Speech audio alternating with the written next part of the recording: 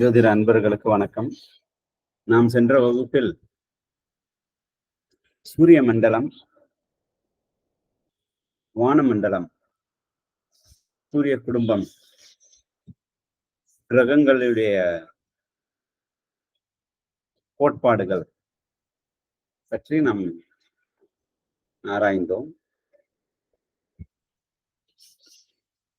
கிரகங்களுடைய எப்படி கிரகங்களினால் மனிதர்களுக்கு அல்லது உயிரினங்களுக்கு வாழ்க்கை கட்டமைக்கப்படுகிறதா என்ற கேள்விக்கு பதில் சென்ற வகுப்பில் பார்ப்போம்.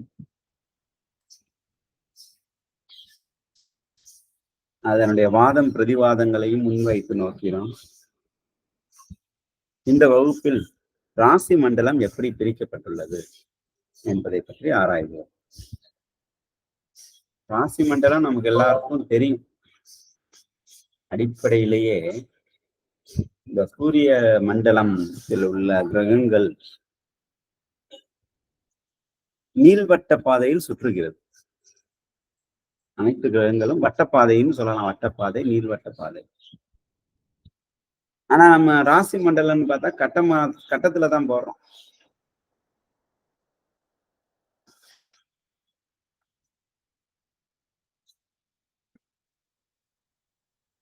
இந்த மாதிரி சூரிய மண்டலத்தில் பல்வேறு கிரகங்கள்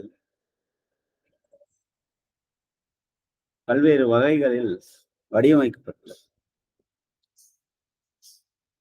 இயற்கையாகவே அப்படிதான் இருக்கு. அனைத்து கிரகங்களும் சூரியனை நோக்கியோ சூரியனை ஒன்றன் பின் ஒன்றாகவோ அந்த நீள்வட்ட பாதையில் சுற்றுகிறது. நீள்வட்ட பாதைன்னு சொன்னா ரொம்ப சரி. இப்ப ராசி மண்டலமும் அப்படித்தானே அமைக்கப்படணும். வட்டமா தானே அமைக்கணும். உண்மையாதான் ராசி மண்டலமும் வட்டமாதான் இருக்கு. நமது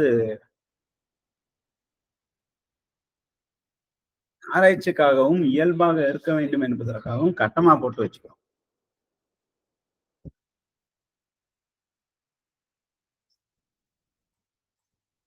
உண்மையிலேயே ராசி மண்டலம் வட்டத்துலதான் இருக்கு. உண்மைன்னா நீள்வட்ட பாதையில் கிரகங்கள் ஒன்னொன்னும் பல்வேறு மைல்களுக்கு அப்பால் உண்டு. இந்த பல்வேறு மைல்களுக்கு அப்பால் உள்ள கிரகத்தின் மூலம் தாக்கம் ஒரு மனிதனுக்கோ ஒரு உயிரினங்களுக்கோ ஏற்படுமா அப்படிங்கிற கேள்விக்கு போன வகுப்புல பதில் பார்த்தோம். இப்ப சித்த புருஷர்கள் இந்த வான மண்டலத்தை 12 பிரிவுகளாக பிரித்துள்ளனர். மொத்தம் 360 டிகிரி. நம்ம ஸ்கூல்ல படிச்சிருக்கோம். ஒரு வட்டம் என்பது 360 டிகிரி, 360 பாகை அப்படின்னு சொல்லுவாங்க. இந்த 360 பாகைய ஒரு அமைப்புல 12 பிரிவா பிரிச்சிருக்காங்க. அவங்க 12 வரணும்னு பிரிக்கல. உண்மையாதான் 12 வர வேண்டும் என்று பிரிக்கவில்லை. அவர்கள் ஒரு அமைப்பில் பிரித்தார்கள். அது தற்செயலாக 12ஆக அமைந்தது.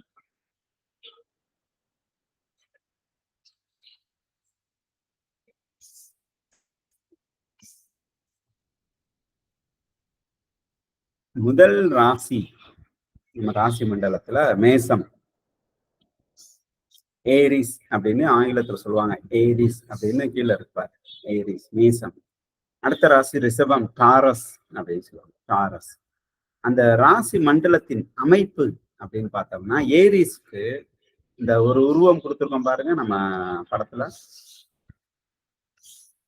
ஒரு கோடு 2 பிரிவா 2 இதா பிரியுது. அது ஏரிஸோடைய அமைப்பு.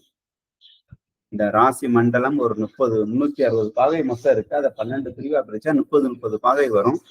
இந்த 30 பாகையில வர்ற நட்சத்திரங்கள், அங்க உள்ள உருவங்கள்,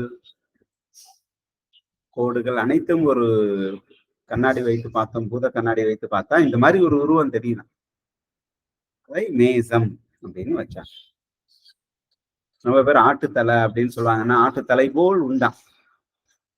முன்னாடி கிராமத்து மக்கள் தானே. அவங்க என்னென்ன பாக்குறாங்களோ அதெல்லாம் உருவகப்படுத்துவாங்க. சித்த புருஷர்கள் முதலில் கிராமத்திலிருந்து வந்தவர்கள் தான். சிட்டில இருந்து வந்த ஒரே சித்தர் பட்டினத்தார் தான். அதனாலதான் அவர் பேர் பட்டினத்தார்னே பேரான். அவங்க பொதுவாகவே மக்கள் பார்த்த உருவங்களை இந்த வடிவமைப்புடன் எது ஒத்து வருதோ அந்த பெயரை வைத்தார்.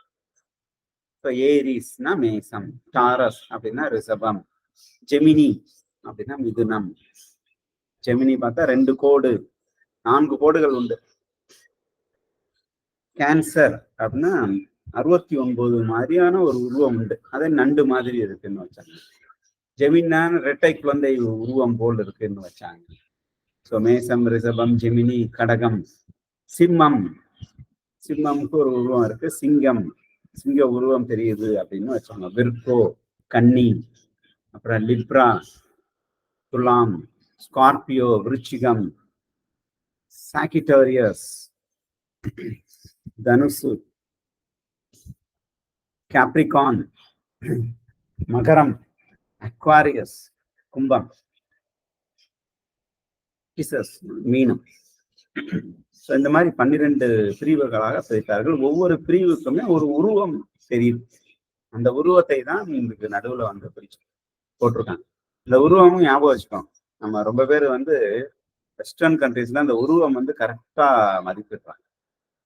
ஜாதகத்துல உருவமும் பதிவு பண்றாங்க. இந்த ஜோதிட வகுப்புல லாஸ்ட் வந்து நம்ம ஜாதகம் எழுதுறது எப்படின்னு நம்ம அடிப்படை வகுப்புலயே கத்துக்கிடுவோம். பட் இந்த முதுநிலை வகுப்புகள்ல அந்த ஜாதகம் எழுதுறப்ப சில சூட்சுமங்கள் குறிப்பு எழுதி வைக்கும். பாணிஸ்கூடம் அப்படின்னு சொல்லுவோம். அதுக்கு இந்த வடிவங்களை நம்ம உறுதுணையாக எடுத்துக்கொண்டு நல்ல கல்வி கற்ற ஜோதிடமார்கள் இத வடிவத்தை எழுதுவாங்க. அதனால இந்த வடிவம் மிகவும் முக்கியம். அதுக்கு மேல இருக்க டேட் எல்லாம் விட்டுருங்க. இது வந்து சூரிய உதயம் வந்து எப்படி நகர்கிறது என்பதை கணிப்பதற்காக இந்த புகைப்படம், இந்த படம் போட்டப்பட்டுள்ளது. அதனால அந்த நம்பர் எல்லாம் விட்டுருங்க. மேல இருக்கிற டேட் எல்லாம் அது டேட் தான் போட்டிருக்காங்க. சூரியனுடைய ஒளி முதலில் எங்கு விழுகிறது, அதைத்தான் முதல் ராசி என வைத்தார். சோ இதன்படி பார்த்தோம்னா சூரியனின் ஒளி முதலில் ஏரிஸ்ல விழுகும்.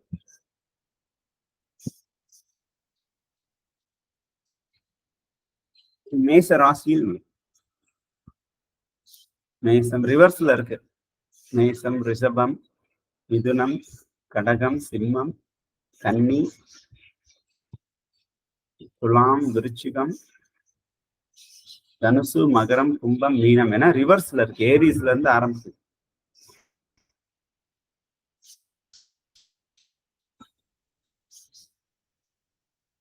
ராசி மண்டலம் இப்போ அதுதான் பிரிக்கப்பட்டுள்ளது. இந்த ராசி மண்டலத்தில் உள்ள இந்த உருவங்கள் கொஞ்சம் மனசுல பதிஞ்சுக்கிட்டா நல்லது. நீங்க நோட்லயும் எழுதி வச்சுக்கலாம். ஒவ்வொரு ராசிக்கும் என்ன உருவம், மேசத்துக்கு என்ன உருவம், ரிஷபத்துக்கு என்ன உருவம், என்ன குறி, ஜெமினி அதாவது மிதுனத்துக்கு என்ன உருவம், கடகத்துக்கு அந்த உருவம் குறி வந்து கண்டிப்பா நீங்க வரைஞ்சி வச்சுக்கோங்க. இந்த உருவத்தை தான் வழிபாடு செய்ய வேண்டும். நவகிரகம் கோயில்ல வச்சிருக்கிறது எல்லாமே இந்த உருவத்தை அடிப்படையாக வைத்து எழுப்பப்பட்ட சிலைகள்.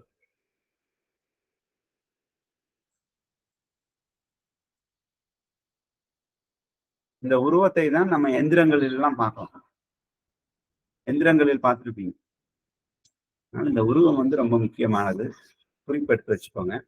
அது போக இந்த ராசி மண்டலத்தை 12 பிரிவாக பல்வேறு தன்மைகளில் பிரித்து வைத்திருக்கிறார்கள். அதை தன்மையை பத்தி நம்ம அடுத்து வர்ற ஸ்லைட்ஸ்ல பார்ப்போம். ஏன்னா இதுலயும் சொல்லியிருக்காங்க. பட் இந்த எக்ஸ்பிளனேஷன் அடுத்து வர ஸ்லைட்ஸ்ல கொடுக்குறேன். ஃபுல்லா இங்கிலீஷ்ல இருக்கு. தமிழ்லையும் நான் விளக்கம் கொடுக்குறேன். தமிழ்லையும் சில ஸ்லைட்ஸ் நம்ம போட்டிருக்கோம். இந்த 12 வீடுகளுக்கும் ஒவ்வொரு வீடுகளுக்கும் ஒரு தன்மை இருக்கு.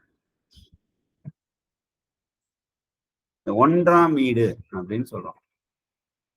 நம்ம ஜாதகத்துல ஒரு உயிர் பிறக்கும் பொழுது சூரிய ஒளி எங்கு விழுந்ததோ அதுதான் 1ஆம் வீடு. இந்த உலகம் அமையும் பொழுது முதலில் சூரிய ஒளி மேசத்தில் விழுந்ததான். அதனால மேசத்தை 1ஆம் வீடாக பாவித்து நாம் காலபுருஷன் என்று சொல்கிறோம்.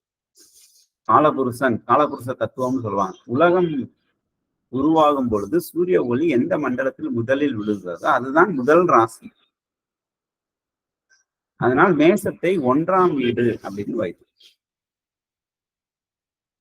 ஆனால் நாம் ஒரு உயிர் ஜனிக்கிறது, பிறவி எடுக்கிறதுன்னா, அந்த உயிர் பிறவி எடுக்கும் பொழுது சூரிய ஒளி எங்கு விழுந்ததோ அந்த ராசி மண்டலத்தில், அந்த ராசியை தான் லக்னம் என்று குறிப்போம்.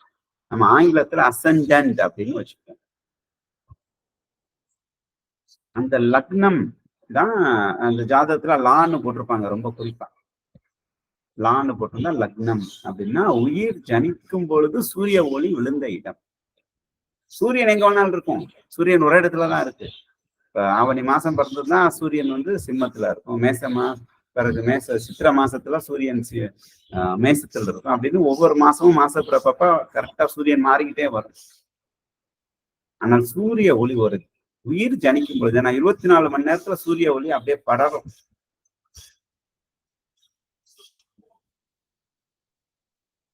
அப்படி படரும் பொழுது சூரிய ஒளி எந்த ராசியில் உள்ளதோ அதை தான் லக்னம். உயிர் பிறக்கும் பொழுது சூரிய ஒளி எங்கு விழுந்ததோ அதை தான் லக்னம் என்று குறிப்பிட்டார்கள்.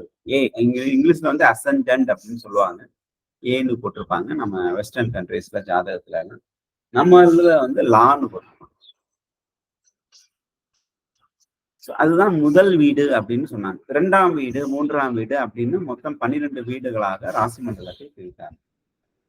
முதல் ராசி மண்டலம் இயற்கையில எப்படி இருக்கு, மேசம் ரிஷபம் அப்படின்னு 1 முதல் 12 வரை இருக்கு. நம்ம ஜாதகத்துல ராசி மண்டலம் எப்படி பிரிக்கப்பட்டிருக்குன்னா, சூரிய ஒளி நம்ம பிறக்கும் நேரத்தில் சூரிய ஒளி எந்த வீட்டில் விழுந்ததோ அதை தான் லக்னம் என்று பாருங்க. அந்த லக்னத்திலிருந்து 1, அடுத்த வீடு 2, அதுக்கு அடுத்த கட்டம் 3, அதுக்கு அடுத்த கட்டம் 4 அப்படின்னு. என்ன சார் நீங்க காட்டினதுல எல்லாம் ரிவர்ஸ்ல இருக்கு அப்படின்னு பாக்குறாரு. நம்ம செல்ஃபி எடுக்கிறப்ப கண்டிப்பா ரிவர்ஸ்ல தானே விழுகும் இல்ல. அதே மாதிரி வான மண்டலத்துல நம்ம செல்ஃபி தான் எடுத்துட்டு நம்ம எழுதுறோம். அதனாலதான் ரிவர்ஸ்ல இருக்கிற மாதிரி ஒரு தோற்றம் அளிக்கிறது. ரிவர்ஸ்ல சூரியன் தான் அனைத்து ஆதாரம். அதனாலதான் வெஸ்டர்ன் கண்ட்ரீஸ்ல சூரியனை மட்டுமே வைத்து அவங்க ஜாதகமே கணிப்பாங்க. சூரியன் எந்த இடத்துல இருக்கோ அதான் அவங்களுக்கு லக்னமாக எடுத்துக்கொள்வார். அதனால அவங்க தேதியே முடிவு பண்ணிடுவாங்க. இந்த தேதியில இருந்து இந்த தேதி பிறந்தா இந்த கட்டம் மட்டும்தான் உனக்கு இல்லை, இந்த கட்டம் மட்டும்தான் உங்களுக்கு பேசணும். இப்ப நம்ம தமிழ் மாசம் இருக்கு இல்லையா, அதை வச்சுதான் தமிழ் மாசம் வச்சுதான் தேதி பிரிச்சிருக்காங்க. தேதி என்ன, பிறந்த தேதி என்னன்னு கேட்பாங்க. அவங்க ராசியை சொல்லிடுவாங்க. சூரியன் இருக்கும் இடமே அவங்களுக்கு ராசி. நமக்கு சந்திரன் இருக்கும் இடம் ராசி, உயிர் தோன்றிய இடம் லக்னம். அவங்களுக்கு லக்னம் ராசி எல்லாமே ஒண்ணுதான், சூரியன் இருக்கும் இடம் தான். பிறக்கிறப்ப சூரியன் எங்க இருக்கும், அதை வைத்து அவர்கள் பலாபலன்களை கூறுவார்கள். இந்த ஒரு குறிப்பிட்ட கட்டத்துல நான் காட்டியிருக்கிறதுல எக்கச்சக்கமான விஷயங்கள் இருக்கு. நம்ம ஒண்ணுன்னா பார்ப்போம். எல்லாமே தமிழ் முறை, இப்ப தமிழ் படுத்தியும் சொல்றேன், ஆங்கிலத்தில் புலமை இருப்பவர்கள் இதையும் ஒரு ஸ்கிரீன்ஷாட் எடுத்து ரொம்ப நல்லா ரெஃபர் பண்ணிக்கலாம். இது நமக்கும் பொருந்தும். வெஸ்டர்ன் கண்ட்ரிஸ் பீப்புளுக்காண்டி மட்டும் இல்லை, நமக்கும் பொருந்தும்.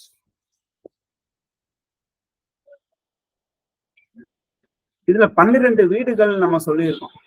முதல் வீடு லக்னமாகவும், 2ஆம் வீடு, 3ஆம் வீடு, 4ஆம் வீடு அப்படின்னு எடுக்கிறோம்.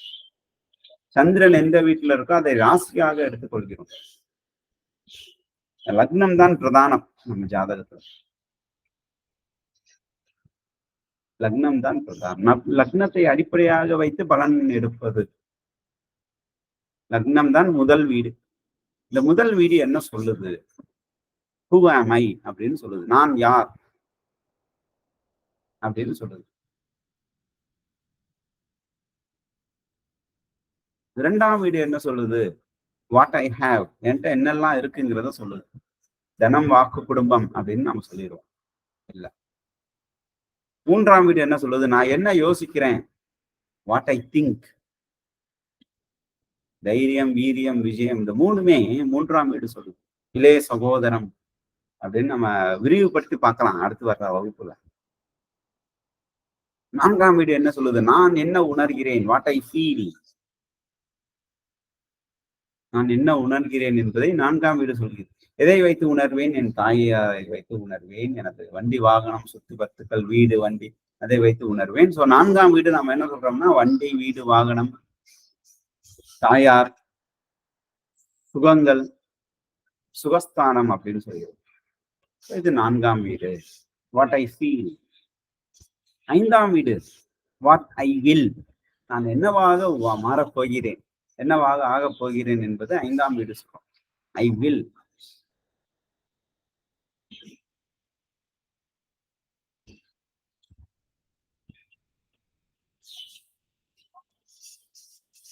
அதான் பூர்வ புண்ணியஸ்தானம் அப்படின்னு சொல்லிடுவோம் நம்ம தமிழ்ல. சமஸ்கிருதத்திலையும் அதான் சொல்லுவோம். 5ஆம் வீடு பூர்வ புண்ணியஸ்தானம். நமக்கு பிறக்க போகும் குழந்தைகள், நாம் செய்த கர்ம வினைகள் அனைத்தும் நம் அடுத்த பிறவிகளான குழந்தைகளை சாரும் அப்படின்னு சொல்லுவோம். இந்த 5ஆம் இடம் காட்டும். அதனாலதான் ஒருத்தன் வந்து எதுவுமே பண்ண மாட்டான், போய் உட்காருவான், கையெழுத்து போடுவான், டீ பிரேக்ல டீ சாப்பிடுவான், மீட்டிங்ல போய் உட்காருவான், ஏசி ஹாலா இருக்கும், கூட்டி போறது கூட்டி வர்றதுக்கு காரா இருக்கும், உடல் உழைப்பே இருக்காது. அவனுக்கு லட்சக்கணக்குல சம்பளம் இருக்கும். அவன் பெரிய படிப்பு கூட படிச்சிருக்கணும்னு அவசியம் இல்லை, அவன் படிச்சிருக்க மாட்டான், இருந்தாலும் அவனுக்கு அந்த தகுதி கிடைக்குது, ஏதோ தவறி ஏதோ ஒரு முறையில வந்திருப்பான். அதுக்கு பேரு பூர்வ புண்ணியம். பூர்வ புண்ணியம்னால அவனுக்கு இந்த அமைப்பு. அதனால சில பேர் இந்த 5ஆம் வீடு நல்ல பலம் பெற்றவர்களாக இருந்தால் அவர்கள் எதுவுமே செய்யாம எல்லாமே நடக்குமா, நன்மைகளா நடக்கும். 6ஆம் வீடு, 6ஆம் வீடு என்ன சொல்லுது? லக்னத்திலிருந்து 6ஆவது வீடு. தமிழ்ல வந்து ருணம், ரோகம், சத்ரு. எதில் நாம் என்னுடைய வாழ்நாள் முழுவதும் பணியாற்ற போகிறோம்? What I work. நம்ம கம்பெனில போய் வேலை பார்க்கறது வேற, இல்ல ஒரு நிறுவனத்துல போய் வேலை பார்க்கறது, அதை சொல்லல. என்னுடைய வாழ்நாளில் எனக்கு ருணம், ரோகம், சத்ரு, வாழ்க்கையில் சந்திக்கக்கூடிய எதிரிகள், வாழ்நாளில் அனுபவிக்க வேண்டிய நோய்கள், தீரா கடன்கள், இதுலதான் நான் வேலை பார்க்கலாம். ஒரு ஜென்மம் ஃபுல்லா அதுலதான் கிடைக்கும். அதை முழுவதும் காட்டக்கூடியது 6ஆம் வீடு. 7ஆம் வீடு, வேர் டு வி யுனைட், நான் எங்கு வந்து ஒருங்கிணைக்கப்படுகிறேன். அங்குதான் நம்ம ஜாதகத்துல 7ஆம் பாவம் வந்து கலத்திரஸ்தானம், நட்பு ஸ்தானம், நண்பர்கள் வரும் இடம், நம்மளுடைய வாழ்க்கை துணை வரும் இடம் அப்படின்னு சொல்லுவோம். அதனாலதான் வேர் டு வி யுனைட் அப்படின்னு சொல்றோம். 8ஆம் வீடு, where do we desire, what is our desire. 8ஆம் வீடு ஆயுள் ஸ்தானம், அதிர்ஷ்டம் பொங்கும் ஸ்தானம், வம்பு வழக்குகள் வந்து சேரும் ஸ்தானம், எல்லாமே இது 8ஆம் இடத்தை காட்டும். 9ஆம் வீடு, வாட் வி சீக், வாக்கியஸ்தான், தந்தை ஸ்தானம், வாக்கியம், தந்தை, இது எல்லாத்தையும் இந்த 9ஆம் வீடு காட்டுகிறது. 10ஆம் வீடு, how can we control, இதுதான் கர்மஸ்தானம்னு பேர். தெளிவா அவன் சொல்றான், how do we control. நமது தொழில் வாய்ப்பு எப்படி இருக்குன்னா, தொழில் வாய்ப்பை ஏற்படு வைத்துதான் நமது கர்மாக்கள் செய்யும், கர்மாக்கள் தொடரும். தொழில் வாய்ப்புல வந்து ரொம்ப சுத்தபத்தமா இருக்கணும். நம்ம நினைக்கிறோம் நல்லா லஞ்சம் வாங்குறவங்க தான் நல்லா இருக்காங்க, பல்வேறு சொத்துக்கள் அபகரிப்பவர்கள் தான் நல்லா இருக்காங்கன்னு அப்படி இல்லை. அதற்கான தன்மைகள், அதற்கான விளைவுகள் கண்டிப்பா உண்டு. அதனாலதான் 10ஆம் ஸ்தானம் உச்ச கேந்திரம் அப்படின்னு சொல்லுவோம். நம்ம அடுத்த வர வகுப்புல கேந்திரம்னா என்னன்னு பார்ப்போம். உச்ச கேந்திரம்னு சொல்லுவோம். அங்குதான் நம்ம செய்யக்கூடிய வினைகள் அனைத்தும் கணிக்கப்பட்டு பதிவு செய்யப்படும். 11ஆம் வீடு, வாட் வி நோ, லாபஸ்தானம், மூத்த சகோதர ஸ்தானம், அவை அனைத்தும் பதியப்படுகிறது. 12ஆம் வீடு, how do we care ourselves, அயன சகன போகஸ்தான் அப்படின்ட்டு இந்த ராசி மண்டலத்தை 12 பிரிவுகளாக பிரித்து வைக்கின்றனர். இந்த ராசி மண்டலம், காலபுருஷனுக்கு ராசி மண்டலம் என்பது மேசத்தில் ஆரம்பித்து மீனத்தில் முடியும். ஆனால் ஒவ்வொரு நபர்களுக்கும் ராசி மண்டலம் என்பது லக்னத்தில் ஆரம்பித்து 12 பாவங்களாக பிரித்து வைக்கப்படுகிறது. இதுவரைக்கும் நம்ம பார்த்தது ராசி மண்டலம் எப்படி பிரிக்கப்பட்டுள்ளது, காலபுருஷன் என்பவர் யார், ஒரு ஜாதகருக்கு எப்படி ராசி மண்டலம் பிரிப்பது, ஒவ்வொரு பாவத்திற்கும் என்ன தன்மைகள், அப்படின்னு சுருக்கமாக பார்க்கணும். நம்ம இன்னும் அதை விரிவா பார்க்க போறோம் வரும் வகுப்புல. இது வரைக்கும் ஏதாவது சந்தேகம் இருந்துச்சுன்னா நம்ம செய்த, ஏன்னா நம்ம இன்னும் அடிப்படை தான் பார்த்துருக்கோம். ரொம்ப நீங்க சந்தேகம்னா கூட ரொம்ப உங்களுக்கு சில பேருக்கு தெரிஞ்சிருக்கும், ஏற்கனவே ஜோதிடம் அடிப்படை தெரிஞ்சிருக்கும், ரொம்ப அட்வான்ஸா பார்த்தது வரைக்கும் ஏதாவது சந்தேகம் இருந்தா நீங்க நம்ம தொடர்ச்சி கொள்ளலாம். அடுத்த வகுப்பில் நாம் காண இருப்பது ராசி மண்டலம். திருப்பி தொடருவோம். ராசி மண்டலத்தின் தன்மை, ஒவ்வொரு வீட்டின் தன்மை அனைத்தும் நாம் காண இருக்கிறோம்.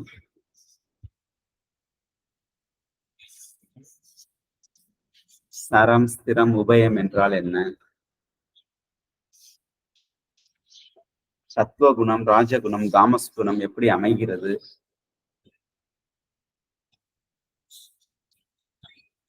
ஒவ்வொரு ராசிக்கும் உள்ள தன்மைகள் இருக்கு. நெருப்பு, நீர், நிலம் அப்படின்னு பஞ்சபூத தன்மைகள் அங்கு அடங்கி இருக்கு. அது எப்படி வெளிப்படுது அப்படிங்கிறது ஒவ்வொரு ஜாதகத்திலையும் நம்ம பார்க்கலாம். அதனுடைய அடிப்படை கோட்பாடுகளை நம்ம வரும் வகுப்பில் தெரிந்து கொள்வோம். நன்றி.